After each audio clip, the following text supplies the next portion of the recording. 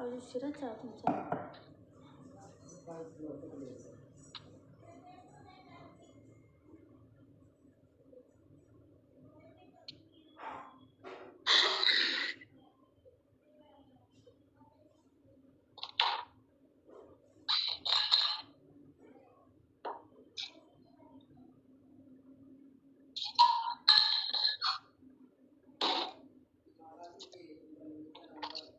काय ती अहो मंद आहे ती, शान्नी ती.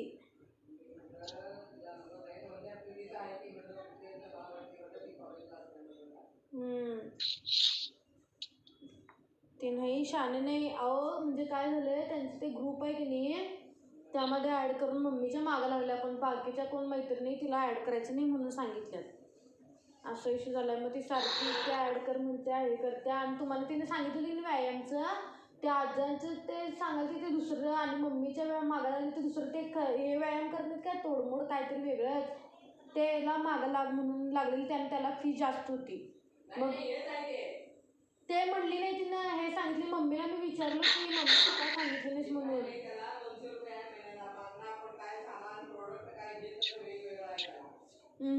ते ह्याला कसं होतं की आता समजा माझी फी 2000 आहे की नाही, तर समजा मी तुम्हाला आणलं तर मला सूट असं होतं. ते तुम्हाला आणलं सूट तेच आहे ते पहिला हे इथं होतं तर तिनं त्याला फी जास्त सांगितली आणि दुसरं होतं हे असं तुम्ही जे म्हणताय ते चौकशी केली कळते ना तिथं. मग ते तसं सांगितलं. आणि कसं ती ही आहे मंद ही मधू म्हणून ते नादा लागले आली की नाही घरात, ती 3-3 तास हलत नाही ती घरात. म्हणून मी ते नादा लागत नाही, फोन आला उचलत नाही म्हटलं. मी फोन माझा नंबर दिलाच नाही, तिने दिला नंबर त्यांचा. म्हटलं मला माहित नाही, मला नंबर काय नाही म्हटलं माझ्याकडे.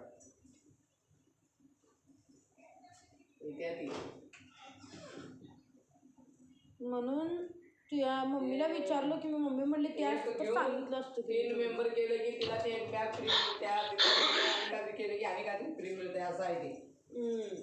त्यावेळेला ती म्हणली की असं आणलं तर पैसे कमी होतात आणि ती फी जास्त सांगितलेली तिने. फी जास्त सांगून तिला कोण फी देणार होतं? जाऊनच तिला कोण फी देणार होतं? जाऊनच द्यायला लागलं असतं फी तिथं फॉर्म भरून घेतात ना. तर ती मंद आहे म्हणतात ते नादालाच लागले मम्मीने. गेलो बघून आलो की जाऊन आला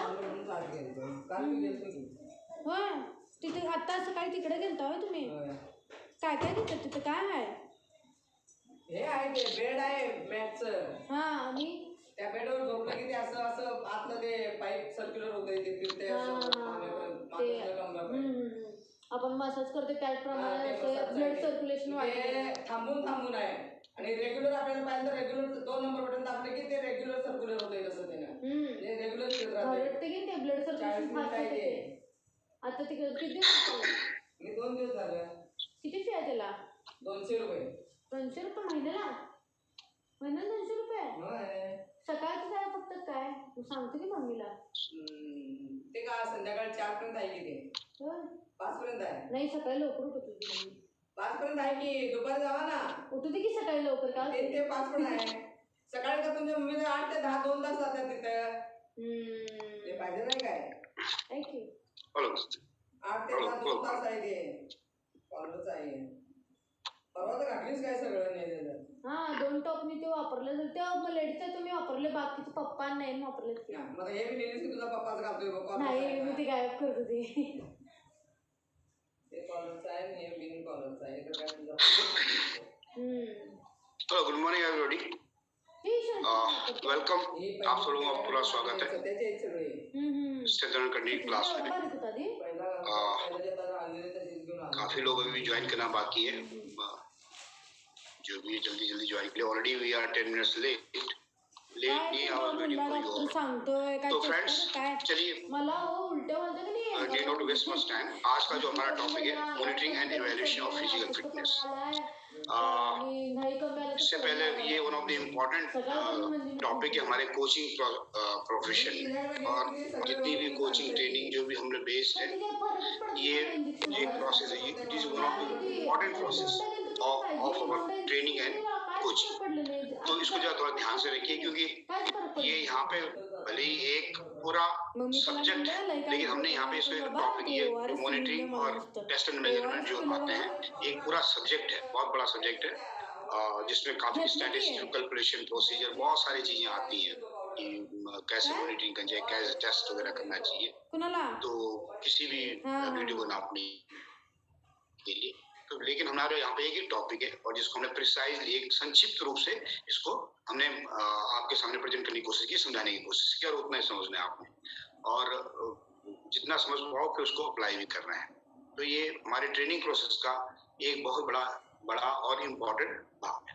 तो मेरी आप सब लोगों से रिक्वेस्ट है कि जैसे कि मैडम ने आप सब लोगों को म्यूट कर रखा है, लेकिन बिटवीन मैंने देखा है पिछली क्लासेस में आप कभी अपने आप अनम्यूट कर लेते हैं और आपस में बातें करते रहते हैं, जिससे कि पूरा सीक्वेंस जो टॉपिक का है या क्लास का वो डिस्टर्ब हो जाता है। तो आप लोगों से रिक्वेस्ट है कि बीच में अपने आप अनम्यूट न कीजिए, लास्ट सुनिए, इत्मीनान से सुनिए, इसको ध्यान से सुनिए। तो हमने जितना सिंप्लीफाई इसको करने की कोशिश की उतनी की है, और इसके बाद भी अगर आपका डाउट रह जाता है तो will try to clear it at the last. In between में यदि करेंगे तो आगे का जो सीक्वेंस है टूट जाता है।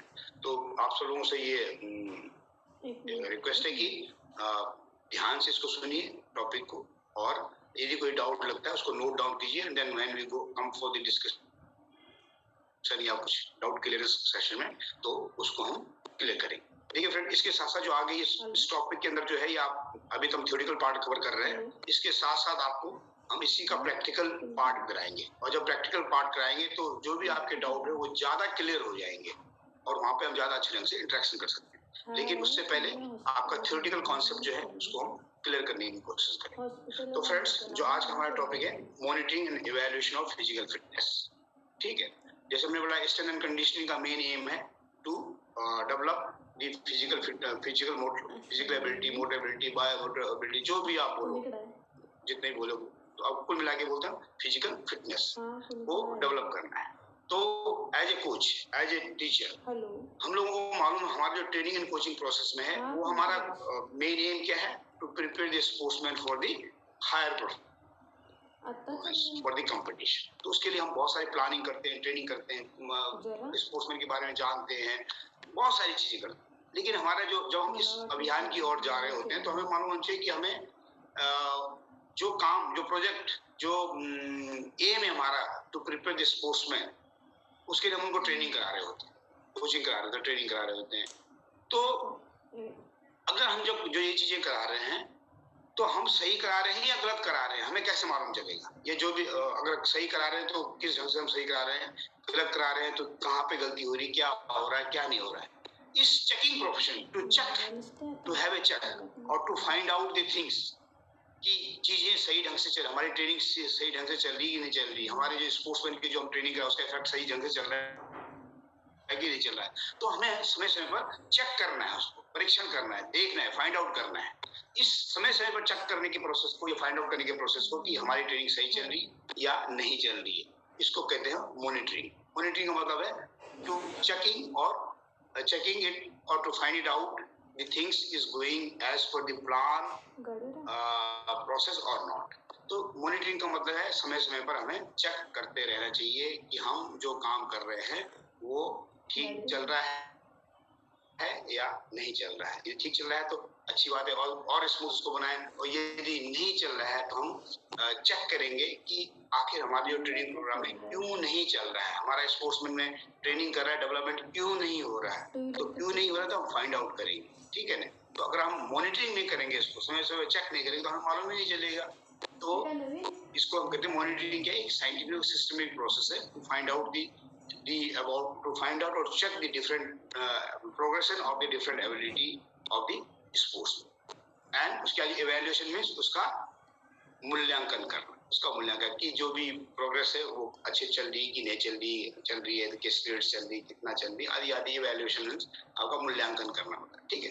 तो हमारे यहाँ हम लोग अपने आप को कंसंट्रेट कर रहे हैं स्ट्रेंथ एंड कंडीशनिंग में फिजिकल फिटनेस के बारे में। वैसे हमारे मेरी स्पोर्ट्स में हम स्किल, टेक्नो टेक्टिकल, साइकोलॉजिकल, सब सारी चीजों को हम कीप ऑन चेकिंग, बट हम यहाँ पे क्या कंसंट्रेट कर रहे हैं अपने आप को फिजिकल फिटनेस के ऊपर। और यहाँ पे जो भी फिजिकल फिटनेस जो स्ट्रेंथ एंड कंडीशनिंग की हम ले रहे हैं वो जनरल फिजिकल फिटनेस के बारे में ही हम बात करेंगे, ठीक है। स्पेसिफिक फिटनेस के बारे में हम बात नहीं करेंगे। स्पेसिफिक फिटनेस के बारे में जो भी है क्वालिटी है, मोटर क्वालिटी है, वो आपके मेन स्पोर्ट्स में डील करेंगे आपको साहिबान, क्योंकि डिफरेंट स्पोर्ट्स में sports has got different requirement of the fitness, that is called specific fitness. तो उसको कैसे मॉनिटर करेंगे, उसको कैसे इवैल्यूएट करेंगे, वो आपको मेन जो आपका मेन स्पोर्ट्स है उसमें आपके जो कोचेस साहिबान हैं वो आपसे डील करेंगे regarding monitoring evolution of the specific fitness. तो यहाँ पे हम केवल जनरल फिटनेस के बारे में बात करें। तो फ्रेंड्स, जो इसका है तो हम करें monitoring evolution of physical fitness. तो इसमें मॉनिटरिंग एवोल्यूशन के अंदर ये तीन टर्म्स मुख्य यूज आते हैं, टेस्ट, मेजरमेंट एंड इवैल्यूएशन, ठीक है। Test, measurement, evaluation. तो जब भी मॉनिटरिंग करते हैं तो हम परीक्षण करेंगे, टेस्ट करेंगे, ठीक है। तो टेस्ट करके उसको नापेंगे, नाप करने के बाद उसका मूल्यांकन करेंगे। तो जब भी हम कहते हैं तो एक सब्जेक्ट भी है टेस्ट एंड मेजरमेंट। एक अगर आप फिजिकल एजुकेशन आपने किया हो तो आपको एक पूरा का पूरा सब्जेक्ट मिलता है टेस्ट एंड मेजरमेंट, ठीक है। Assessment and evaluation of physical abilities of physics of the sports. तो ये चीजें आपके यहाँ। तो सबसे पहले हम करेंगे कि जो मॉनिटरिंग का जो साधन है, जो हमारे साधन है वो है टेस्ट, उसका मेजरमेंट करना और उसका मूल्यांकन इवैल्यूएशन करना। तब हम किसी चीज में फाइंड आउट कर सकते हैं कि क्या चीज हम सही ढंग से मॉनिटरिंग हमारी आता मला सांगा, तुम्ही दवाखान्यात गेल्यानंतर ना तुमचं तो आपने असं कुठं काय, पण तुम्ही दवाखान्यात गेल्यानंतर तुमचं पप्पांची तब्येत वगैरे असणार, सगळे सोबत असणार तुमच्या, त्या टेन्शन मध्ये जो है खिलाड़ी की जो भी प्रोग्रेस है, जो भी हमने ट्रेनिंग प्लान किया, जो भी हम ट्रेनिंग कैरी आउट कर रहे हैं, उसको हम इनके माध्यम से करते हैं। दूसरा, एक कोचिंग पॉइंट ऑफ व्यू से आप ध्यान रखें, सपोज आपके पास एक कोई टीम दी जाती है, एक कोई खिलाड़ी दी जाती है, या स्पोर्ट्समैन आपको पहली बार नया आ रहा है, आपसे कहा था कि साहब इसको ट्रेनिंग करा दो, ये फुटबॉल खेलना चाहता है, हॉकी खेलना है, जूडो खेलना चाहता है, इसको आप करा, इसको आप जूडो की कोचिंग मला काय माहिती असणार तुम्ही कुठल्या सिच्युएशन बच्चा तो आ गया आपके पास, तो आप कोचिंग शुरू करोगे, कहाँ से करोगे?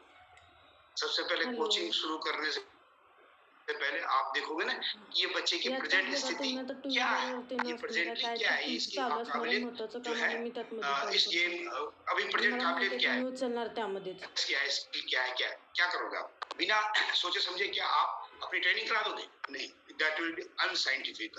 सो जब भी हम कहते हैं कि जब भी आप स्पोर्ट्स कोचिंग ट्रेनिंग शुरू कराए हैं, सबसे पहले स्पोर्ट्समैन के बारे में जाने कि उसकी वर्तमान इसकी present status of fitness, skill, understanding of the game क्या है, और जब उसको पता लगाने के बाद तब आप उन चीजों को ध्यान रखें, तब उसके लिए ट्रेनिंग प्रोग्राम बनाते हो। तो अगर यदि आपको मालूम ही नहीं तो आप ट्रेनिंग प्रोग्राम कैसे बनाते? तो कभी आपसे कोई कहेगा भाई इसका जो शेड्यूल बना दो या ट्रेनिंग प्रोग्राम बना दो इन बच्चों के लिए, तो कहे भाई ट्रेनिंग प्रोग्राम बनाने पर हमें ये तो पता चले कि ये बच्चों का अभी प्रेजेंट स्टेटस क्या है, क्योंकि प्रेजेंट स्टेटस के बेसिस पे ही आप अपना जो ट्रेनिंग और कोचिंग है शुरू करोगे। यदि आपको प्रेजेंट स्टेटस ही नहीं मालूम तो अगर आप शुरू करते हो तो आप अनसाइंटिफिकल और नॉन सिस्टमेटिकल प्रोसेस को फॉलो कर। तो ये जो टेस्टिंग जो माध्यम है ये हमारे कोचिंग को शुरुआत करने का एक बहुत इंपॉर्टेंट फैक्टर है कि वो क्या बताता है कि वर्तमान में present status of the fitness level, physical fitness, general specific, technical, psychological, intelligence क्या है इस बच्चे के प्रेजेंटली, ये गेम सेंस आदि क्या है, कैसे असेस करोगे? It is through different type of test. तो ध्यान रखें जब भी कोचिंग प्रोसेस शुरू हो और आपने अपने टीम को या बच्चों को शुरू करना है ट्रेनिंग, तो ट्रेनिंग करने से पहले आपने उनकी present status of different qualities को आपने असेस करना है, देखना है, और उसके आधार पर फिर आपने उनके लिए ट्रेनिंग तो तभी आप अच्छे ढंग से मॉनिटर कर सकते और अपने ट्रेनिंग प्रोग्राम को कैरी आउट कर सकते। तो अब हम कहते हैं कि अच्छे ट्रेनिंग प्रोग्राम को कैरी आउट करने के लिए हमें अपने खिलाड़ियों को के ऊपर का टेस्ट करना है, उसको मेजरमेंट करना है और उसका इवैल्यूएशन करना है, मींस मेजरमेंट करना है। तो अब आता है कि जो बेस्ट टूल है इसको करने का वो है टेस्ट। टेस्ट मींस परीक्षा।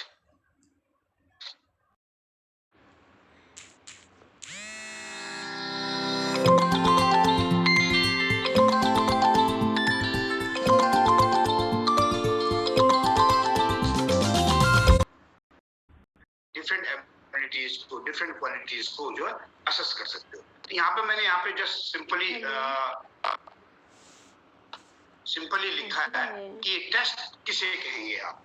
तो यहाँ पे लिखा है test is the standardized tool और instrument used to measure the knowledge, skill and fitness of a sportsman. यहाँ पे जस्ट किसी भी एरिया में टेस्टिंग हो सकती है, सारे एरिया में। जो स्पोर्ट्समैन नहीं है, जो इंटेलिजेंट, दूसरे एरिया में कंप्यूटर के ऊपर कंप्यूटर टेस्ट, जो दूसरे मेडिकल में जाते हैं मेडिकल टेस्ट है, उनके परीक्षण को जा करने। तो हम कहेंगे टेस्ट क्या है, एक जो है मान्यता प्राप्त टूल यंत्र है या इंस्ट्रूमेंट है जो जिसको हम यूज करते हैं किस चीज के लिए, डिफरेंट एबिलिटीज को मेजर करने के लिए। ठीक है, इतना टेस्ट किसे कहते हैं। एक टेस्ट क्या है, स्टैंडर्डाइज्ड टूल है और इंस्ट्रूमेंट है जिसके माध्यम से हम जिस भी एबिलिटी को, जिस भी क्षेत्र में खिलाड़ी को असेस करना चाहते हैं, उसकी काबिलियत के बारे में जानना चाहते हैं, इसके माध्यम से हम उसकी काबिलियत को हम जान सकते हैं। ठीक है, तो टेस्ट क्या है, एक टूल है, लेकिन ये टूल कैसा है, स्टैंडर्डाइज्ड। ठीक है, अब स्टैंडर्डाइज का मतलब क्या होता है,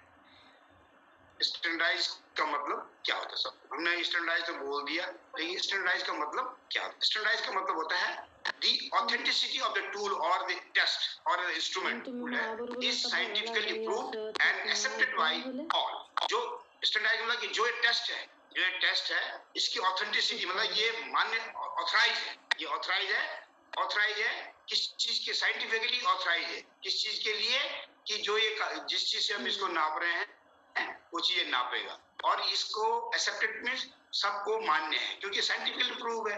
तो जब एक चीज कोई साइंटिफिकली प्रूव हो जाती है तो आप उसको डिनाई नहीं कर सकते। तो टेस्ट स्टैंडर्डाइज होना चाहिए, ऐसे नहीं कुछ भी आपने ले लिया, कोई भी उठा के दे दिया। कि आपने कहा कि ऐसे स्प्रिंट टेस्ट लेना है, एक्सरसाइज एबिलिटी रनिंग टेस्ट लेना है, तो आप कह रहे हैं 5 किलोमीटर दौड़ लो, तो स्प्रिंट नापी जाती है 5 किलोमीटर। आप कहते हैं 10 मीटर दौड़ लो, आप कहते हैं 80 मीटर दौड़ लो, नहीं। तो क्या जो चीज मेजर करनी है उसके लिए हम टेस्ट बनाते हैं। तो उसके हम कहते हैं यदि ये साइंटिफिकली स्टैंडर्डाइज्ड है तो साइंटिफिकली ऑथेंटिसिटी और स्टैंडर्डाइज करने के लिए कुछ तरीके होते हैं, जैसे हम कहते हैं टेस्ट जो स्टैंडर्डाइजेशन के लिए, तो validity, reliability and objectivity and norms हम भी बनाते हैं उसके लिए। सेकंड चीज ये प्रूव, जब ये अप्रूव्ड हो जाएगी, वैलिडिटी, रिलायबिलिटी एंड ऑब्जेक्टिविटी जब प्रूव हो जाएगी तो ही टेस्ट स्टैंडर्डाइज कराएं। यहाँ पे एक छोटा एग्जांपल देना चाहूंगा मैं, आप यहाँ पे एक छोटा सा एग्जांपल देना चाहूंगा मैं कि व्हाट इज स्टैंडर्डाइजेशन, मतलब क्यों ये एक्सेप्ट स्टैंडर्डाइज जो है, ये ऑथेंटिसिटी क्यों सबके द्वारा एक्सेप्टेड है। फॉर एग्जांपल आप बाजार जाते हैं, बाजार में जाए सामान खरीदने, सब्जी मार्केट में जाते हैं या फल मार्केट में जाते हैं और जाके कहते हैं, जरा दुकानदार से बोलते हैं कि सर वही क्या सेब क्या भाव दिए, कह रहे जी 100 रुपए किलो। अच्छा जरा 1 किलो सेब तोल दो, तो निकालता है तराजू में 1 किलो सेब रखता है और 1 किलो सेब आपको तोल के दे देता। इधर 1 किलो रखता है सेब रखता है, उधर 1 किलो का बाट मेजरमेंट जो वेट है वो 1 किलो का वेट है। आप देखते हो और तराजू में हाँ उसने बराबर तोल दिया, तो आपने उठाया और ले लिया। यदि यहाँ पे यहीं पे क्या करता है वो रेडी वाला, वो फल वाला 1 किलो सेब रख रहा है तराजू में और इधर एक ईंट का टुकड़ा रख रहा है या एक पत्थर का टुकड़ा रख रहा है, तो आपका सबसे पहला रिएक्शन क्या होगा, ओ भैया क्या कर रहा है, ये क्या पत्थर क्यों रख रहा है, 1 किलो का हैवी है कि नहीं है, ये 1 किलो तोलेगा भी कि नहीं है। तो जब उसने 1 किलो का मेजर्ड बाट रखा था तब तो आपने कुछ नहीं बोला, और जैसे उसने पत्थर ईंट का टुकड़ा रखा वैसे आपने कहा कि भाई उसमें शंका जाएगा कि ये चीजें 1 किलो की है कि नहीं है, ये 1 किलो मेजर करेगा कि नहीं। तो क्या हुआ, क्योंकि जो पत्थर का टुकड़ा या ईंट का टुकड़ा उसकी ऑथेंटिसिटी नहीं है, वो साइंटिफिकली प्रूव नहीं, वो स्टैंडर्ड नहीं है। हो सकता है वो 900 ग्राम का हो सकता है 850 ग्राम का हो सकता है 1 किलो 10 ग्राम का भी हो सर। तो इसका मतलब वो डुलमुल है, वो सही चीजें नहीं नाप रहा है। इसका मतलब जगह कोई बाट की जगह कोई पत्थर या कोई ईंट रखेगा तो वो जो है ऑथराइज नहीं है।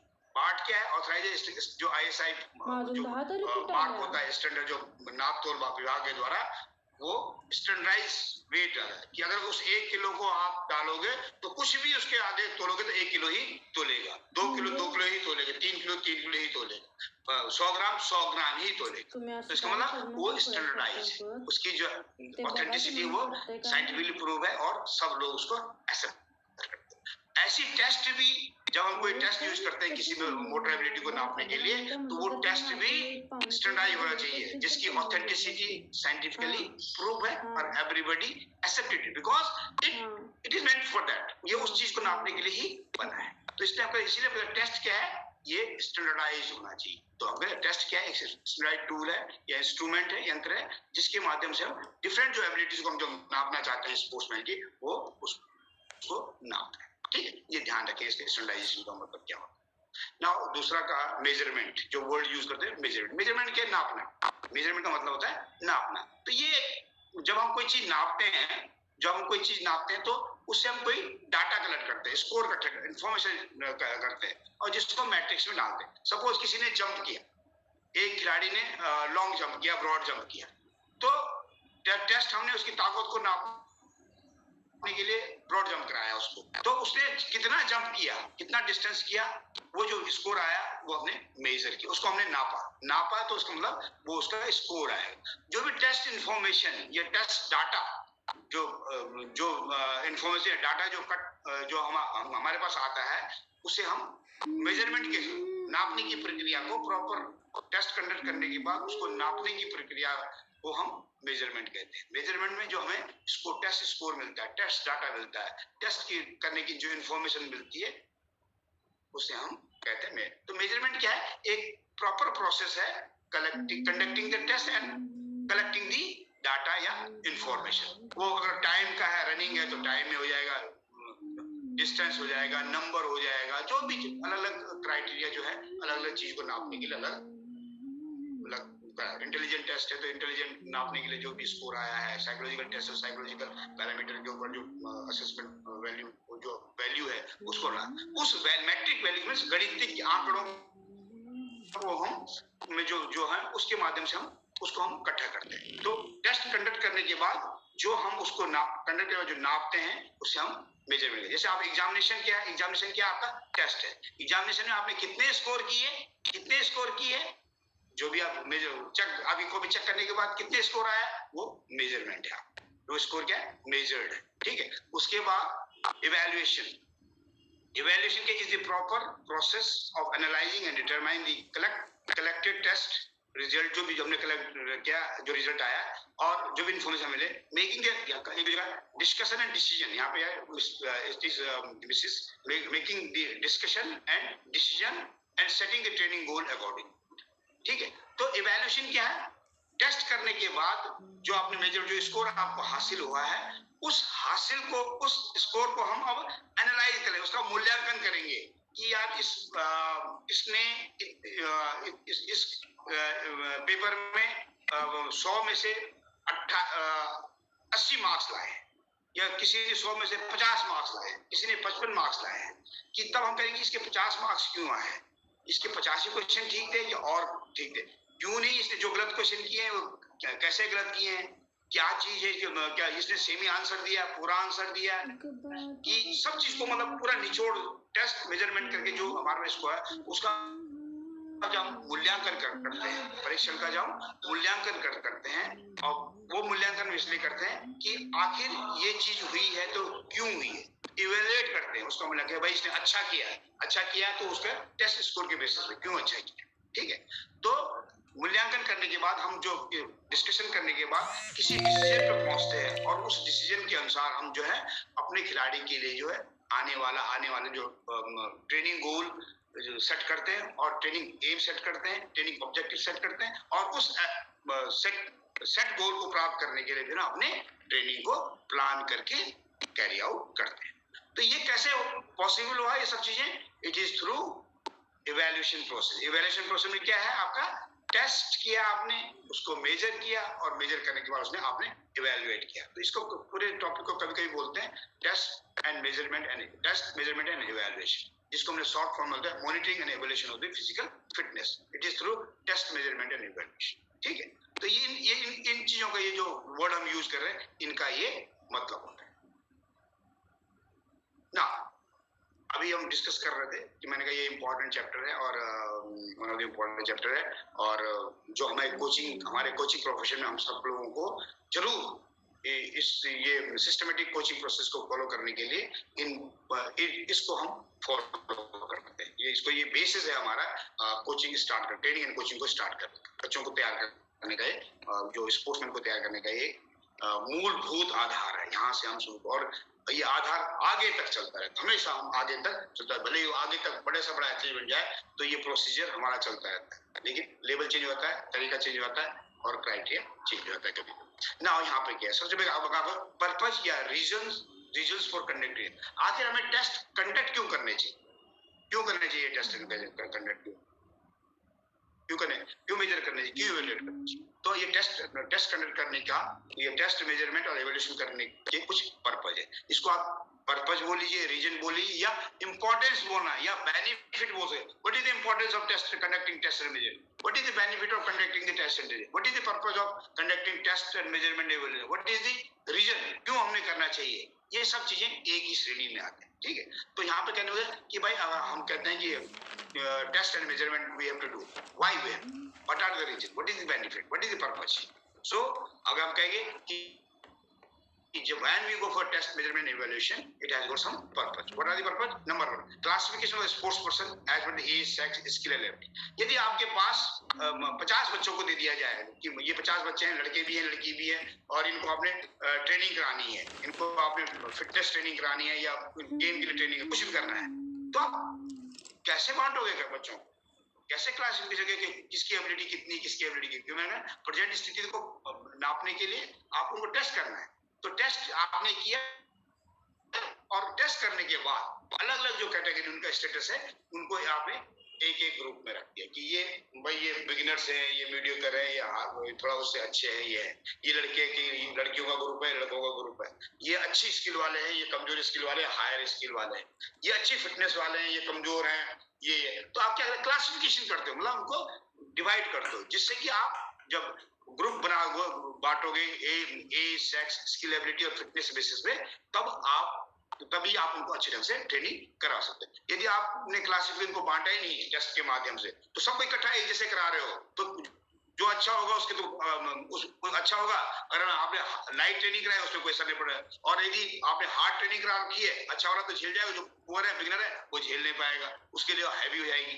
तो ऐसा हम नहीं करें। हमने कहा हमेशा ट्रेनिंग एंड कोचिंग जो है स्पोर्ट्समैन के अनुसार, स्पोर्ट्समैन के रिक्वायरमेंट के, स्पोर्ट्समैन की क्षमता के अनुसार दी जानी चाहिए, तभी वो ट्रेनिंग और कोचिंग जो है अच्छी हो। तो हम कहते हैं जब ग्रुप बांटना हो, डिवीजन करना हो, बांटना, तो हम टेस्ट एंड मेजरमेंट का जो है जो टूल्स, इसको हम अप्लाई करते हैं। तो ग्रुप ट्रेनिंग के लिए, ग्रुप डिवीजन के लिए हम टेस्ट एंड मेजरमेंट का जो है इस्तेमाल, टेस्ट मेजरमेंट इवैल्यूएशन का इस्तेमाल करते हैं। तो number 2, identify the sports talent. But nature अगर सामने 10 स्पोर्ट्समैन खड़े हैं, आपने पता लगाना है कि कौन बच्चा अच्छा है, कौन टैलेंटेड है, कैसे पता चलाओगे आप।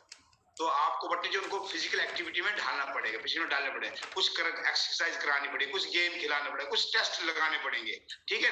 तो जब हम कहते हैं टू मेक देम प्ले, बच्चों को गेम खेलो, ये एक तरह का टेस्ट है, ऑब्जर्वेशन टेस्ट कहते हैं इसको, जिसमें आप ऑब्जर्व करते हैं कि बच्चा खेल रहा है, कैसे खेल रहा है, भाग रहा है, कैसे भाग रहा है, डैशिंग है कि नहीं है। तो आप सब चीजें उसको ऑब्जर्व करके आप टेस्टिंग में डाल रखा आपने उसको, ठीक है। तो जो एक सिंपल फॉर्मूला है, लेकिन सिस्टमेटिक फॉर्मूला कि आपने अगर उसकी स्पीड देखनी तो स्पीड टेस्ट लेगा, एजिलिटी देखनी एजिलिटी टेस्ट, फ्लेक्सिबिलिटी देखनी फ्लेक्सिबिलिटी, स्ट्रेंथ देखनी हाथ पांव पे, तो आप उन टेस्टों के माध्यम से लें। तो हम कहते हैं किस बच्चे में पोटेंशियल है, कौन बच्चा टैलेंटेड है, ये कैसे पता चलेगा, जब हम उसको टेस्टिंग प्रोसीजर में डालते हैं, जब हम उनको चेक करते हैं, ठीक है, जब हम उनको चेक करते, टेस्ट करते हैं।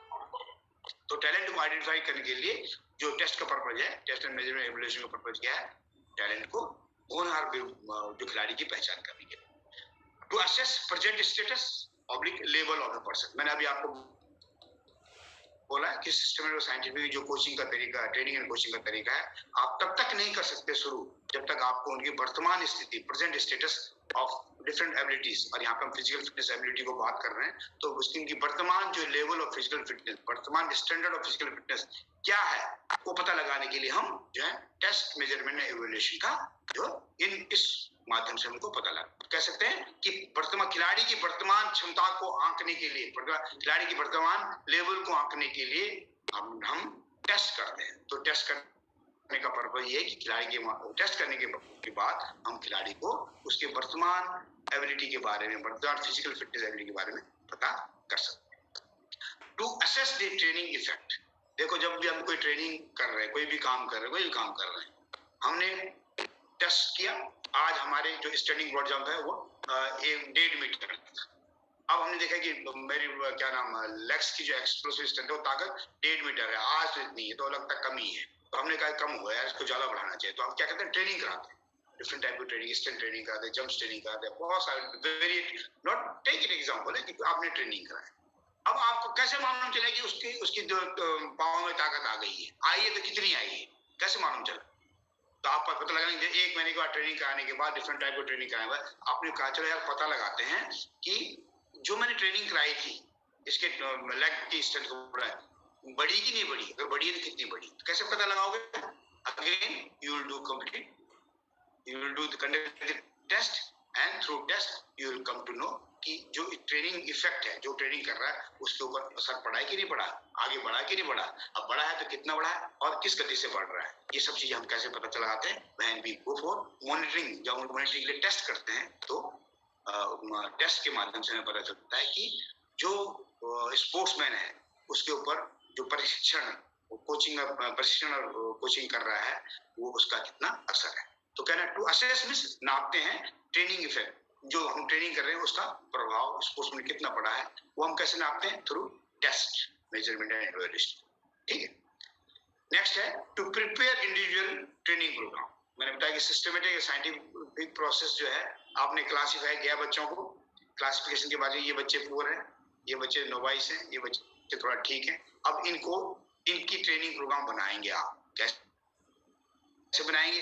जो अच्छे बच्चे उनके लिए आप अलग से ट्रेनिंग बनाएं, जिससे कि उनकी उससे आगे उनका डेवलपमेंट हो। जो बच्चे बिगिनर हैं उनके लिए आप अलग से ट्रेनिंग प्रोग्राम बनाएंगे कि ये बिगिनर्स हैं, इनकी फिजिकल जो एबिलिटी है वो अभी पुअर है, इनको हमने आगे बढ़ाना, तो उनके अलग ट्रेनिंग प्रोग्राम। जो नोवाइस हैं, जो मीडियोकर हैं और किस एबिलिटी में कहाँ स्टैंड करते हैं, उनको आपने एक ग्रुप में, फिर आपने उनकी ट्रेनिंग कैरी आउट करनी। कहने का मतलब यहाँ पे है कि इंडिविजुअल ट्रेनिंग प्रोग्राम इंडिविजुअल या ग्रुप, जो एक जैसे हैं ग्रुप में और जो अलग अलग हैं वो आपने। तो कहने का मतलब जो स्पोर्ट्स ट्रेनिंग है individualise based, it is not group based, it is individualise based.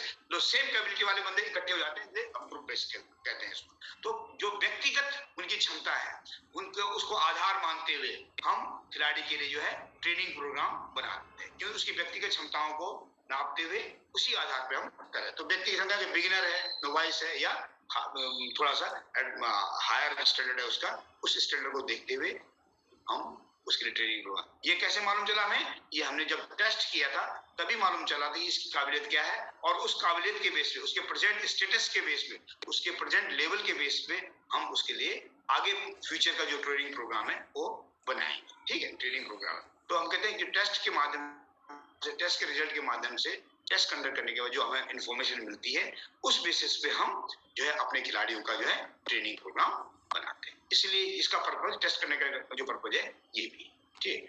To set training goal, but जो हम ट्रेनिंग प्रोग्राम बना रहे हैं तो ट्रेनिंग प्रोग्राम बना रहे हैं तो उसके प्रोग्रेस की ये आगे बढ़े, तो हमें ये देखना है कि हमने 2 महीने की ट्रेनिंग के बाद, हमने 2 महीने का जो ट्रेनिंग है कि 2 महीने का ट्रेनिंग गोल हमारा है कि इसकी जो फिजिकल फिटनेस है वो मैं मीडियोकर स्टैंडर्ड तक लाऊं, और ये 3 महीने के बाद इसकी जो स्टैंडर्ड है मैं आगे बढ़ाऊंगा। तो आपने गोल सेट किया कि स्टैंडिंग ब्रॉड जंप में होगा, एजिलिटी में होगा, फ्लेक्सिबिलिटी में होगा, आर्म स्ट्रेंथ में ये होगा, कोऑर्डिनेशन एबिलिटी ये होगा, एंड्योरेंस में ये होगा, स्पीड में ये होगा, जो डिफरेंट फैक्टर्स हैं फिजिकल फिटनेस, उनके लिए आपने एक ट्रेनिंग गोल बनाया कि इसका 3 महीने की ट्रेनिंग के बाद हमने जो है इसको इस लेवल तक पहुंचाना है।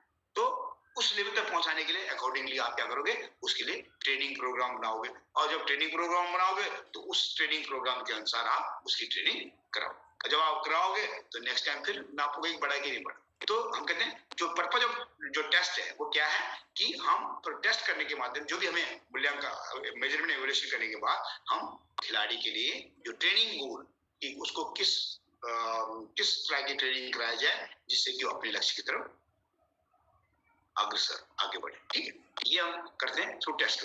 To compare and evaluate the training method and measure the performance progression rate, if not to find out the reason. यहाँ पे सिंपल सी बात है, जब हम टेस्ट कर रहे हैं, जब हमने कहा ट्रेनिंग प्रोग्राम बनाया है, तो ट्रेनिंग मैंने बताया कि सबसे पहले ट्रेनिंग प्रोग्राम से पहले हम टेस्ट करते हैं उसका वर्तमान प्रेजेंट स्टेटस ऑफ फिटनेस या प्रेजेंट लेवल ऑफ फिटनेस देखते हैं। प्रेजेंट लेवल फिटनेस देखने के बाद हम उसके लिए ट्रेनिंग गोल सेट करते हैं। ट्रेनिंग गोल के सेट करने के बाद हम उसका ट्रेनिंग प्रोग्राम बनाते हैं। ट्रेनिंग प्रोग्राम जब बनाते हैं तो हम कहते हैं कि कौन कौन से मीन्स मेथड्स हम यूज करते हैं उसकी परफॉर्मेंस को बढ़ाने के लिए। Training mean different training carry out करने के लिए हम डिफरेंट मीन्स एंड मेथड्स को यूज करते हैं कि इसकी जो परफॉर्मेंस कैपेसिटी बढ़ाया जाए। कंटिन्यूअस मेथड यूज करते हैं, interval method, repetition weight training लेते हैं, फिजिकल एक्सरसाइज, बॉक्स जंप लेते हैं, फ्लेक्सिबिलिटी ट्रेनिंग कराते हैं, डिफरेंट ड्रिल्स हम कराते हैं, डिफरेंट ट्रेनिंग जो है एक्सरसाइज हम उसको कराते हैं। किस मेथड से हम करा रहे हैं, ठीक है, किस मेथड से करा रहे हैं वो हम ध्यान रखते हैं। तो हम देखते हैं कि जब हम टेस्ट के माध्यम से हम अपने ट्रेनिंग मेथड्स को, मीन्स एंड मेथड्स को हम जो इवेल्युएट कर सकते हैं कि कौन सा मेथड जो है बढ़िया है, जो स्पोर्ट्समैन की क्षमता को बढ़ाता है। किस तरीके से हम स्पोर्ट्समैन, कौन सा सुटेबल तरीका है इन खिलाड़ियों की डिफरेंट एबिलिटीज को बढ़ाने के लिए। और जब बढ़ा रहा है तो कैसे बढ़ा रहा है, बढ़ती जा रही है, इसका मतलब ये मेथड अच्छा है, अच्छा, इसका मतलब this method is recommended. Sportsman are developing, progress कर रहे हैं, उनकी फिटनेस लेवल बढ़ रही है और हम इस तरीके से ट्रेनिंग करा रहे हैं। इसका मतलब ये शेड्यूल जो है, ये मेथड्स ऑफ ट्रेनिंग है, ये अच्छा है क्योंकि it is improving the sportsman. और अच्छा है तो कितना अच्छा है, ठीक है, अगर दो मेथड में कंपेयर करते हैं तो कितना अच्छा है, कितना अच्छा है। जो स्मूथली स्टेबली के साथ आगे बढ़ रहा है वो ज्यादा अच्छा है। तो अगर जो प्रोग्रेस हो रहा है we keep on note, because progress के बाद हम उसको नेक्स्ट हायर लेवल पे ले जाएंगे, नेक्स्ट के बाद नेक्स्ट हायर लेवल पे ले जाएंगे, ठीक है। तो अकॉर्डिंगली हम training program, progressive training program. लेकिन if not to find out reason, यदि आपने ट्रेनिंग कराई उसको और आपको पता चला कि ये जो प्रोग्रेस है वो अपेक्षित नहीं हो रही, इतनी अच्छी नहीं है, ढंग से नहीं आ रहा है, तो हमें क्या करना है, हमें क्या, then to find out the reasons, to find कि क्या रीजन है कि ये बच्चा प्रोग्रेस है, बाकी बच्चे प्रोग्रेस कर रहे हैं, ये बच्चा प्रोग्रेस नहीं, क्या कोई प्रॉब्लम है, क्या हमारा जो कराने का तरीका है इसकी क्षमता से ज्यादा तो नहीं, या गलत मेथड तो हमने यूज नहीं कर रहे, या इसमें ये मेथड इस पे सूट कर रहा है नहीं कर रहा, या इस मीन्स के माध्यम से ये कैरी आउट नहीं कर रहा। तो ये सब चीजें कैसे पता लगाया आपने, ट्रेनिंग तो कराया, जब उसने आपने टेस्ट और दोबारा उसके बाद टेस्ट किया, टेस्ट के माध्यम से ही आपको पता चला कि प्रोग्रेस हो रही कि नहीं हो रही है। तो जो आप पहले बार टेस्ट करोगे, 3 महीने की ट्रेनिंग कराओगे और ट्रेनिंग कराने का पता लगाओगे कि ट्रेनिंग इफेक्ट है कि नहीं है और कौन सा जो मेथड आपने यूज किया सुटेबल है कि नहीं, वो कैसे हुआ। जब आप उसको दोबारा परीक्षण करोगे तो फिर आपको पता चलेगा कि ये जो भी ट्रेनिंग कराओगे ये सक्सेसफुल है कि नहीं है, या अच्छी है कि नहीं है, ये मीन्स अच्छे है कि नहीं है, मेथड अच्छे है कि नहीं है। और यदि स्पोर्ट्स में प्रोग्रेस कर रहा है तो अच्छी बात है, आगे प्लान करेंगे, यदि नहीं कर रहा तो रीजन फाइंड आउट करो। तो ये कहां से कैसे पता चला आपको, जब आपने टेस्ट रीटेस्ट दोबारा उसके ऊपर दोबारा किया। Now to motivate the athlete for higher performance, to motivate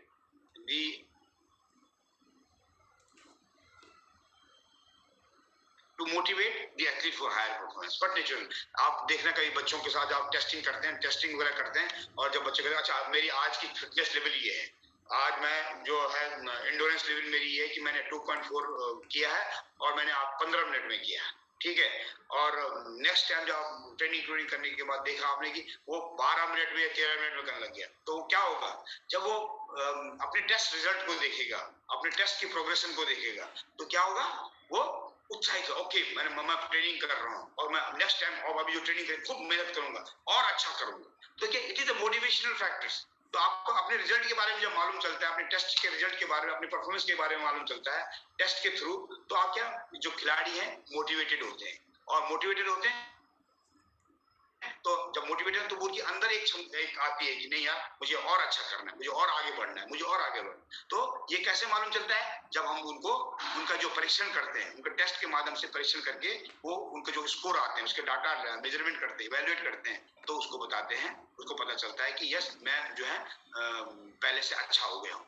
जब पहले से अच्छा हो गया और कहते हैं मैं और आगे बढ़ूंगा, तो एक प्रेरणा आती है, मोटिवेशन की एक प्रेरणा, आंतरिक प्रेरणा आती है जो उसको हायर परफॉर्मेंस के करे। तो टेस्ट मेजरमेंट क्या करते हैं, ये वैसे क्या, खिलाड़ी को जब वो टेस्ट मेजरमेंट के माध्यम से आप उनको हायर परफॉर्मेंस के लिए मोटिवेट करते हैं, मोटिवेट, ठीक है। तो ये पर्पज है जो टेस्ट मतलब ये सब चीजें एक सिंपल सा फर्क है कि खिलाड़ी कुल मिला के है कि एक कोच को कोच जब हम टेस्टिंग करते हैं ऑलरेडी एस्टेब्लिश फैक्ट जब हम करते हैं क्यों करते हैं ये रीजन है जिसकी वजह से हम जो है टेस्ट मेजरमेंट इवैल्यूएशन ठीक है और ये मॉनिटरिंग के जो है टेस्ट मेजरमेंट मॉनिटरिंग के जो साधन ठीक है। अब नेक्स्ट आता है इसमें कि ये टेस्ट एंड मेजरमेंट अब क्राइटेरिया ऑफ टेस्ट सिलेक्शन अगर हम जब टेस्ट सेलेक्ट कर रहे हैं ठीक ये इंपॉर्टेंट चैप्टर है थोड़ा आपने समझना है इसको क्या मापदंड है टेस्ट सिलेक्शन करने का कौन सा टेस्ट यूज करें कौन सा तो हमने याद रखना कि टेस्ट शुड बी स्टैंडर्डाइज याद रखना हमेशा हम किसी भी माध्यम में जब कोई ऑथेंटिसिटी एंड साइंटिफिकली प्रूव्ड है जो चीजें वो स्टैंडर्डाइज बन जाती है तो स्टैंडर्डाइज तरीके से ही हमने जो है टेस्ट चूज करना है तो ये स्टैंडर्डाइज तरीका है जब हम कहते हैं कि कौन से मापदंड है कौन सा पहलू है कौन से मापदंड है जिसको मापने के लिए हमें जो है स्टैंडर्डाइज टेस्ट लेना है कौन सा क्राइटेरिया है कौन सा क्राइटेरिया टेस्ट सिलेक्शन का या हम कोई टेस्ट सिलेक्शन कर रहे हैं तो क्या है यहाँ पे समझने की बात है कि इस टेस्ट जो है स्टैंडर्डाइज होना चाहिए ठीक है सिंपल सा टेस्ट स्टैंडर्डाइज होना है वो क्राइटेरिया है ठीक है वो स्टैंडर्डाइजेशन क्या है number 1 while selecting any test for assessment of the sportsman different physical abilities fitness ability the following steps have to be followed ये ऑलरेडी एस्टैब्लिश थिंग है आपने केवल समझना है कि जब भी कोई किसी भी एबिलिटी को नापने के लिए आप खिलाड़ी की किसी भी फिजिकल एबिलिटी को नापने के लिए आपने जो टेस्ट यूज करना है वो जो है उसका आपने ध्यान रखें सपोज एक एग्जांपल मैं देता हूं अगर आपने स्प्रिंटिंग का टेस्ट लेना स्पीड का टेस्ट लेना है तो क्या आप 1500 मीटर भगाओगे खिलाड़ी को अगर हम कहेंगे स्प्रिंटिंग का टेस्ट नापने के लिए 60 मीटर डैश करना है तो 60 मीटर डैश है इसका मतलब स्प्रिंट नाप है क्या 1500 मीटर स्प्रिंटिंग एबिलिटी नाप सकती है इसका मतलब नहीं इसका मतलब गलत चीज है गलत है तो हमें ये देखना है कि जब हम जो भी हम टेस्ट सेलेक्ट करते हैं करने से पहले हमें कुछ मूलभूत जो आवश्यकताओं को ध्यान रखना है वो मूलभूत आवश्यकताएं क्या है रखना है जिससे कि हम उस खिलाड़ी की उस कैपेबिलिटी को एबिलिटी को ना तो क्राइटेरिया मींस क्या मापदंड है टेस्ट को सिलेक्ट करने का तो नंबर 1 जो मापदंड है सबसे पहले साइंटिफिक ऑथेंटिसिटी मैंने कहा standardisation means scientific authenticity of the test the test has to be scientifically authorized to be conducted to measure the specific ability. अब ये साइंटिफिक ऑथेंटिसिटी जैसे मैंने बोला ना साइंटिफिक ऑथेंटिसिटी कि सामान सेब लेने के सेब जो बाट रखा उसने वहां पे सेब 1 किलो सेब तोलने के लिए वो 1 किलो का बाट रखते ही दैट इज साइंटिफिक वो बाट 1 किलो ही मेजर करेगा वो नापने के लिए 1 किलो ही यूज होगा ठीक है तो वो साइंटिफिकली ऑथेंटाइज है पत्थर रख दिया ईंट रख दिया वो साइंटिफिकली नहीं तो यहाँ पे साइंटिफिक ऑथेंटिसिटी मींस टेस्ट जब भी हम चूज करें वो टेस्ट चूज करें जिसकी वैलिडिटी रिलायबिलिटी ऑब्जेक्टिविटी अप्रूव्ड हो साइंटिफिकली अप्रूव्ड हो एंड उस टेस्ट के और उस बेसिस पे हमने उसके नॉर्म्स एंड स्टैंडर्ड्स जो आंकलन के लिए हमने एक मापदंड बनाए ठीक है तो यदि जो भी टेस्ट हम चूज कर रहे हैं the test has to be standardised test standard जिसकी वैलिडिटी रिलायबिलिटी ऑब्जेक्टिविटी प्रूव्ड हो और उसके हमें नॉर्म्स होना अब हमने वर्ड यूज कर लिया वैलिडिटी रिलायबिलिटी एंड ऑब्जेक्टिविटी इसका मतलब होता क्या है ठीक है नाउ वैलिडिटी मतलब validity is the degree to which test measure what it is designed to measure यहाँ पे एक सिंपल वैलिडिटी का मतलब ये वैलिड है वैलिडिटी यहाँ पे मैं एग्जांपल आपको बार बार चेंज नहीं करूंगा 1 किलो का बाट जब भी आप यहाँ रखोगे तो ये 1 किलो का वजन ही तोलोगे चाहे आप सेब रखो अमरूद रखो आटा रखो चावल रखो तेल रखो कुछ भी रखो वो 1 किलो ही चूज करेगा ठीक है यहाँ तो इसका मतलब 1 किलो का बाट ये वैलिड है 1 केजी को नापने का किसी भी भार को नापने का 5 किलो का बाट वैलिड है 5 केजी को नापने का ठीक है तो वो बाट वैलिड है ऐसे एक टेस्ट भी वैलिड है अगर हम करें स्टैंडिंग ब्रॉड जंप जो है वो लेग्स की एक्सप्लोसिव स्ट्रेंथ को नापता है इसको मतलब नापता है तो अगर स्टैंडिंग ब्रॉड जंप लेग की एक्सप्लोसिव स्ट्रेंथ को नापना है आपने तो स्टैंडिंग ब्रॉड जंप के माध्यम से आप नाप सकते हैं इसका मतलब ये कि जो है जो लेग्स की पावर को नापने के लिए, स्ट्रेंथ को नापने के लिए स्टैंडिंग ब्रॉड जंप जो है वैलिड टेस्ट है, क्योंकि ये स्टैंडिंग ब्रॉड जंप मसल्स की एक्सप्लोसिव स्ट्रेंथ को ही नापता है। इसका मतलब इट इज अप्रूव, वैलिड है। और जब भी आप इसको करोगे तो ये लेग्स की एक्सप्लोसिव मसल्स की एक्सप्लोसिव स्ट्रेंथ को नापेगा। It means it test is जो हम कर रहे हैं standing broad jump is a valid test. Now valid means ये जो जिस चीज को हम नापना चाहते हैं उस चीज को ये नापता है, तो इसका मतलब ये वैलिड है। ठीक है, डिग्री में very, not 100%, that you don't go for that। ये बहुत सारा टेस्ट एंड मेजरमेंट में स्टैटिक्स का बहुत लंबा हुआ है। नाउ नेक्स्ट रिलायबिलिटी, जो हमने कहा scientific authenticity means, scientific authenticity किसे कहते हैं? Please don't write on this, Madhu please don't write on the things, don't write on the screen, इनको कुछ मत लिखिए। नाउ रिलायबिलिटी, रिलायबिलिटी का मतलब विश्वास होना चाहिए, विश्वसनीय। रिलायबल है भाई, ये विश्वसनीय आदमी है कि हाँ, इसका मतलब रिलायबल का मतलब हो रहा है कि अगर आपने स्टैंडिंग ब्रॉड जंप टेस्ट जो आप कर रहे हो लेग के एक्सप्लोसिव नापने के लिए, अगर आप एक बार अभी करोगे सेम कंडीशन सब, तो वो लेग की एक्सप्लोसिव नाप गया। शाम को करोगे तो भी लेग की एक्सप्लोसिव है, कल करोगे सेम तरीके से तो वो लेग्स की एक्सप्लोसिव स्ट्रेंथ ही नापेगा और अप्रोक्सीमेटली सेम स्कोर को देगा। इट मींस जब जब टेस्ट और रिटेस्ट आप करोगे, जब जब आप टेस्ट करोगे, दोबारा करोगे, तिबारा करोगे, 4 तो वो लेग की एक्सप्लोसिव स्ट्रेंथ को ही नापेगा। अगर 1 किलो का बाट आप कहीं भी रखो, घी रखो, तेल रखो, रुई रखो, आटा रखो, चावल, तो हमेशा जितनी बार भी रखोगे 1 किलो ही नापेगा, 1 किलो ही नापेगा। जब भी आप उसको नापोगे तो 1 किलो का ही वो आंकलन देगा। तो रिलायबिलिटी ऑफ टेस्ट का मतलब यह है कि reliability is the consistency or repeatability of the test score obtained from both time test and return under the same condition। कहने का मतलब ये सिंपल है, जब जब आप टेस्ट सेम कंडीशन में, सेम एनवायरनमेंट में, जब आप समान स्थिति में जब भी उस टेस्ट को कंडक्ट करोगे तो वो अप्रोक्सीमेटली सेम रिजल्ट देगा या सेम एबिलिटी को ही नाप रहा है उसी अप्रोक्सीमेशन के साथ। तो इसका मतलब दो टेस्ट जो है रिलायबल है। जब भी आप इसको एक बार किया, फिर दोबारा किया, फिर दोबारा किया, तो वो लेग की एक्शन को ही नाप रहा है और जो उसका रिजल्ट आया वो अप्रोक्सीमेटली सेम रिजल्ट आता है अगर आप सेम करोगे। तो हम कहते हैं यस, ये टेस्ट रिलायबल है क्योंकि ये टेस्ट वही चीज नाप रहा है, वैलिड है, वही चीज नाप रहा है बार बार करने के बाद भी जिस जो हम मेजर करना चाहते हैं, या उसका रिजल्ट जो है अप्रोक्सीमेटली सेम आ रहा है, जो सेम आ रहा है, इसका मतलब ये रिलायबल है। जब when you test again and again then it gives same result, same information, तो टेस्ट इज रिलायबल। ठीक है, तो रिलायबिलिटी का और ये बात। अब दूसरा आता है ऑब्जेक्टिविटी। ऑब्जेक्टिविटी क्या है?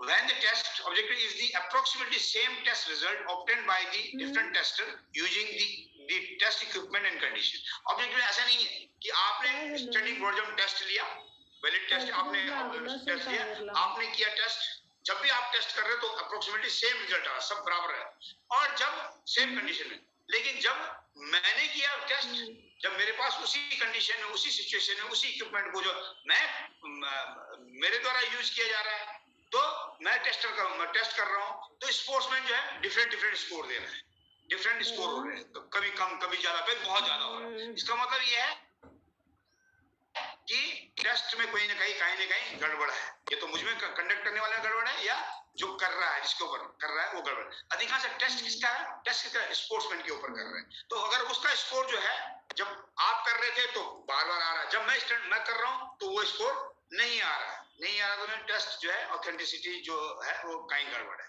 लेकिन यदि जो टेस्ट आपने किए सेम स्कोर आ रहा है, सेम कंडीशन में, उसी कंडीशन में मैं भी उसी सब्जेक्ट पे उन्हीं टेस्ट को यूज करूंगा और वो भी सेम अप्रोक्सीमेटली सेम ही रिजल्ट आ रहा है, इसका मतलब test, the objectivity of the test is मतलब it when whoever use it, जहाँ सेम कंडीशन में जब कभी भी कोई भी यूज करे, कितनी बार भी यूज करे, ये वही चीज नापेगा। स्टैंडिंग ब्रॉड जंप हमेशा लेग स्ट्रेंथ ही नापेगा, चाहे कोई भी यूज करे, चाहे कितनी बार यूज करे। तो वैलिडिटी ऑफ टेस्ट का मतलब होता है कि यदि जो टेस्ट है आप कोई भी बंदा यूज करे, सेम कंडीशन, सेम एनवायरनमेंट करे, सेम इक्विपमेंट के साथ में उस स्पोर्ट्समैन के ऊपर, तो it has to give approximately same result.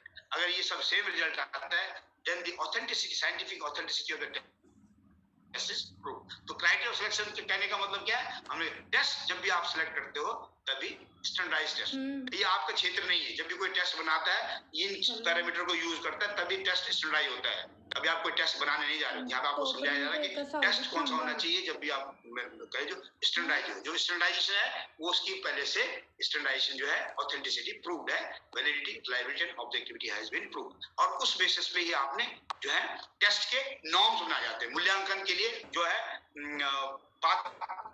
Standard बनाते हैं, एक नॉर्म्स स्टैब्लिश करते हैं। लेकिन नॉर्म्स बनाने का जो है थोड़ा क्राइटेरिया अलग है। स्टैटिकल कैलकुलेशन पे जब भी हम नॉर्म्स बनाते हैं, स्टैंडर्ड बनाते हैं, तो जिस पॉपुलेशन के लिए हम बना रहे हैं, अगर स्पोर्ट्समैन की पॉपुलेशन के बनाते हैं स्पोर्ट्समैन के लिए अलग नॉर्म होगा, बॉयज के लिए बना रहे हैं तो बॉयज के लिए अलग नॉर्म है, गर्ल्स के लिए बना रहे हैं तो गर्ल्स के लिए अलग नॉर्म है, सीनियर गर्ल्स के लिए बनाते हैं तो सीनियर गर्ल्स के अलग है, जूनियर गर्ल्स के लिए बनाते हैं जूनियर गर्ल्स का अलग नॉर्म। टेस्ट वही हो सकता है लेकिन स्टैंडर्ड जो है अलग अलग हो सकते हैं। तो जिस पॉपुलेशन को हम टेस्ट करना चाहते हैं जो है नॉर्म्स भी, टेस्ट नॉर्म्स भी उसी पॉपुलेशन के ऊपर ही बनाने चाहिए। आपने यहाँ पे नहीं, आप याद है कि स्टैंडर्ड जो है नॉर्म्स जो है, नॉर्म्स और स्टैंडर्ड जो हमने बनाने, जिससे कि हम मूल्यांकन करें टेस्ट का, उस टाइम ये हेल्प करता है। ठीक है, जैसे कि सपोज आपने स्टैंडिंग ब्रॉड जंप लिया, स्टैंडिंग ब्रॉड जंप में एक बंदे ने 1 मीटर 80 सेंटीमीटर, तो उसको स्टैंडर्ड नापोगे कि इसका स्टैंडर्ड क्या है, गुड। एक बंदे ने 2.10 मारा है, उसका स्टैंडर्ड देखोगे आप 2.10 कहाँ रेंज करता है, वेरी गुड, तो वेरी गुड, अच्छा। तो नॉर्म्स के अनुसार जो किसी ने 1.50 मारा तो फिर देखा भी 1 ओवर है, लेकिन रेंज होता है, ठीक। म्हणजे काय आता, तो जब भी हम एक मूल्यांकन के लिए एक स्टैंडर्ड बनाते हैं, नॉर्म्स बनाते हैं, और नॉर्म्स बनाते समय ये ध्यान मुख्य ध्यान है जिस पॉपुलेशन को हमने असेस करना है उसी पॉपुलेशन के नॉर्म बनाए। ऐसे नहीं आप लड़कियों के आपने टेस्ट के नॉर्म्स बना रखे और लड़कों पे यूज करो, नहीं, वो नहीं आएगा। ये लड़कों के नॉर्म्स आप लड़कियों पे यूज करो, नहीं। बॉय क्या नाम, सीनियर प्लेयरों के नॉर्म्स आप सीनियर पे यूज करोगे, जूनियर प्लेयरों के नॉर्म्स आप जूनियर पे यूज करोगे। तो नॉर्म्स का एक तरीका यहाँ पर अपने स्टैंडर्ड होना चाहिए, आंक नहीं।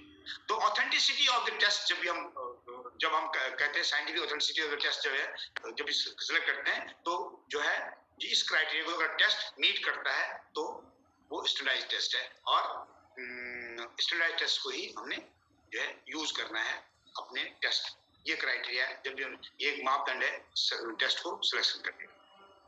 Now specificity of the test, simple सी बात है, कोई स्पेसिफिक चीज, जिस चीज को आप मेजर करना चाहते हैं वो उस चीज को मेजर करें। तो test to provide any information about must be specified to the must be specified to the training program of age, sex, environment, e.g. physiological test, biochemical। यहाँ पे कह रहे हैं जिस एबिलिटी को तुम मेजर करना चाहते हो, यहाँ पे हम फिजिकल फिटनेस एबिलिटी को बोल रहे हैं। अगर हम फिजिकल फिटनेस एबिलिटी को नापने के लिए, इंडोरेंस को नापने के लिए इंडोरेंस टेस्ट होना चाहिए, स्पीड को नापने के लिए स्पीड का टेस्ट होना चाहिए, स्ट्रेंथ को नापने के लिए स्ट्रेंथ का टेस्ट, फ्लेक्सिबिलिटी को नापने के लिए फ्लेक्सिबिलिटी टेस्ट। अगर आप दूसरी साइड जाए, अगर फिजियोलॉजिकल टेस्ट लेना है तो फिजियोलॉजिकल टेस्ट जो है स्पेसिफिक टेस्ट है, कौन सा, VO2 max के लिए VO2 max मेजर करने का जो ही टेस्ट आप, वो टेस्ट क्या है, बायोमैकेनिकल टेस्ट लेना है तो बायोमैकेनिकल जो एक्शन रिएक्शन फोर्स प्लेटफॉर्म पे आप लोग है वो आप वहीं पे जाओ। तो जिस एबिलिटी को आप नापना चाहते हो, जिस स्किल को आप नापना चाहते हो, जिस पैरामीटर साइंटिफिक पैरामीटर को आप नापना चाहते हो, वो टेस्ट उस एबिलिटी को नापने के लिए वो स्पेसिफिक टेस्ट यूज होना ही चाहिए, जिससे कि आप जो है उस क्षमता को नाप सके। अगर फिजियोलॉजिकल टेस्ट आ रहा है तो फिजियोलॉजिकल स्पेसिफिक टेस्ट का कौन सा टेस्ट, VO2 max नापना है तो VO2 max ट्रेडमिल रन या बाइसिकल फोर्स प्लेटफॉर्म यूज करना है तो फोर्स प्लेटफॉर्म को लेग स्ट्रेंथ को नापने के लिए यूज करना है। अगर आपने फिटनेस को नापने के लिए करना है, आर्म स्ट्रेंथ को नापने के लिए तो आर्म स्ट्रेंथ को, इंडोरेंस को नापना है तो इंडोरेंस को नापने के लिए तो आपके पास टेस्ट हो। तो टेस्ट जब भी आप बनाएं याद रखिए हमें कौन सी एक एबिलिटी नापनी है, उस एबिलिटी को नापने के लिए वो स्पेसिफिक टेस्ट हमें होना चाहिए।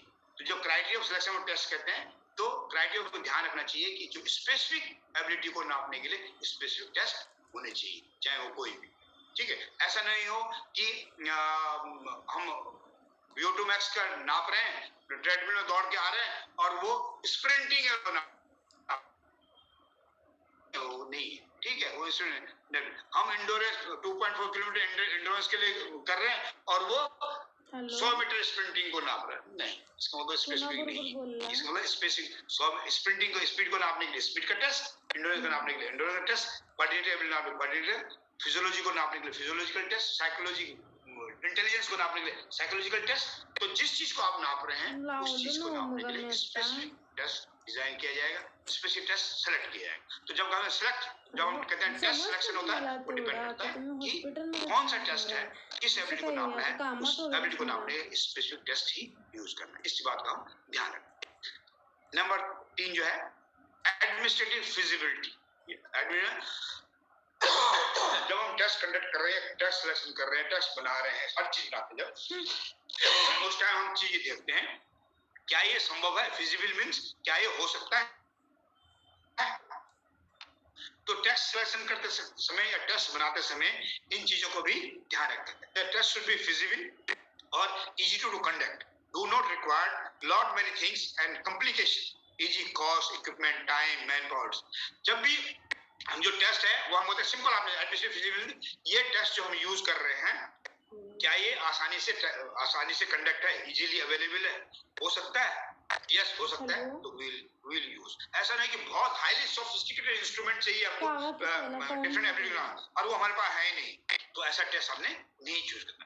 टेस्ट इसलिए टेस्ट चूज करते समय याद रखें कि जो हम टेस्ट यूज कर रहे हैं वो क्या कंडक्ट करना, आसानी से कंडक्ट कर सकें, आसानी से अवेलेबल हो, आसानी से उसको कर सकें। ज्यादा महंगा भी नहीं होना चाहिए, इक्विपमेंट सोफिस्टिकेटेड भी नहीं होना चाहिए, अवेलेबल होना चाहिए, ज्यादा टाइम नहीं लगना, टाइम कंज्यूम नहीं होना चाहिए, और ऐसा नहीं कि बहुत सारे लोग चाहिए हो उसमें, तो दिक्कत हो जाती है। इसमें मतलब ये सब चीजें अगर नहीं होगी तो टेस्ट नहीं हो पाएगा।